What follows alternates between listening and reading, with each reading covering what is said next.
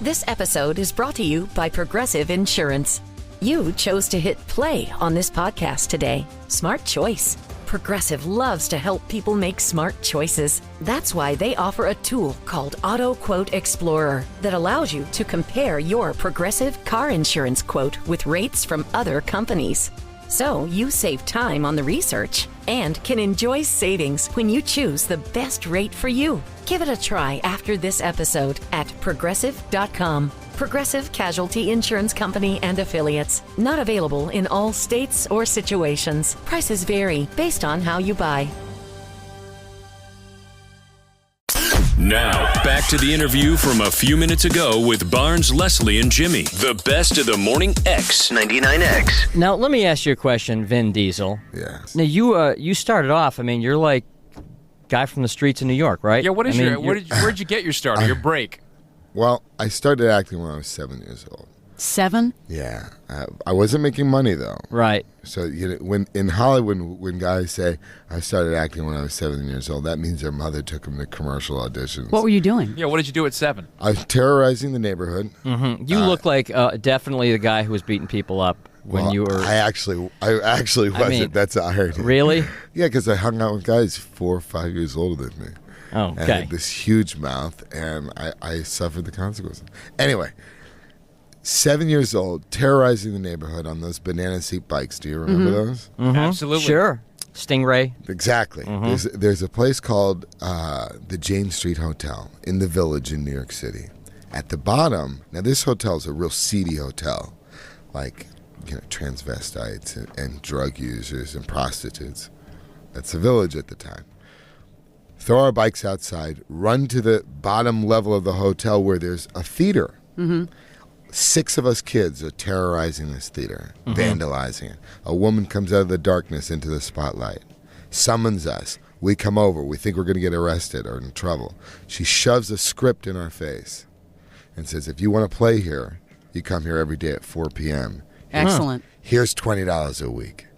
Wow. And that was like my first That's kind of cool. and only pay gig. Yeah.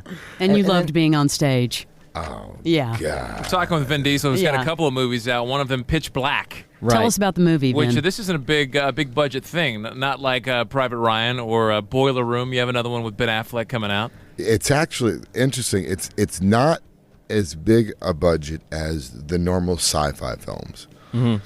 25 million in Australia. That means probably 35 million ultimately for the budget. But it's significantly bigger than Boiler Room. Boiler Room is more of a... Yeah, Boiler Room costs maybe $8 million. Really? That's it? Well, now, Pitch Black, because I saw it last week, and it actually looks a lot more expensive than $25 million. And as I was watching it, I thought, this kind of looks very Mad Max-ish in a way. And then I read afterwards, well, there's a reason for that. It was actually filmed in the same exact location as Mad Max, right? It was shot at it was shot in a place called Coober Pedy, which is in the outback in Australia. It's all Aboriginal sacred ground. Mm-hmm. And the reason why it looks the way it does is because they didn't pay the actors anything. Okay. David Toohey opted to get actors as opposed to box office names and take all the money and put it on the screen. Well, you're the only name that anybody would recognize in this movie at all. And prior to that was when I got signed on to do that. That was before Saving Private Ryan even came out. Oh, really? Yeah, this is a while ago. What is the movie about? Explain the premise here. I should ask you that question, Jimmy. Okay, it's these guys on a spaceship, and I'm not who are like there's like a black guy and a prisoner who is you, and kind of a hot looking commander, and then some bounty hunter, and it's like a mixture. It's like a mixture of people. I'm not quite sure where they're going, but somehow they crash on this deserted planet or this empty planet, and. And all of a sudden, their worst fears. What is it, like Lord of the Flies? Become reality. Yeah, what happened? Well, so what happens? There are these creatures there that only attack during night. Yeah. There are these creatures, which I will say the creatures are among the scariest creatures I've ever seen on film, and they only attack at night. Right. All right. They attack. this group of travelers lands on a planet, shipwrecked, and the prisoner who I play escapes, and that's her greatest fear until they find out that they're on a planet that has these creatures that have devoured every little thing, every living thing on this planet. And now, once the darkness hits because of the eclipse, there's an eclipse that happens, they're doomed. Right. And they really have very little chance to It get sounds off. like this is going to be a cult film. Like, people are going to be watching this forever.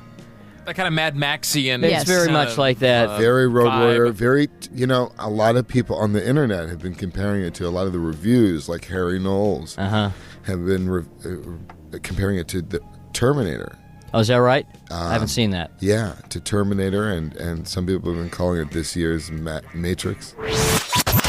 More of this interview you don't want to miss is back in minutes on the best of the morning X99X. Football season is here. Oh, man. Believe has the podcast to enhance your football experience. We got to embarrass them into doing things the right way. From the pros Definitely one of the most interesting quarterback rooms ever. to college Michigan is set at 8.5 wins. to fantasy. If you feel that way, why didn't you trade him? Become a better fan and listen to the football podcasts from Believe. Oh, man. Follow and listen on your favorite platform.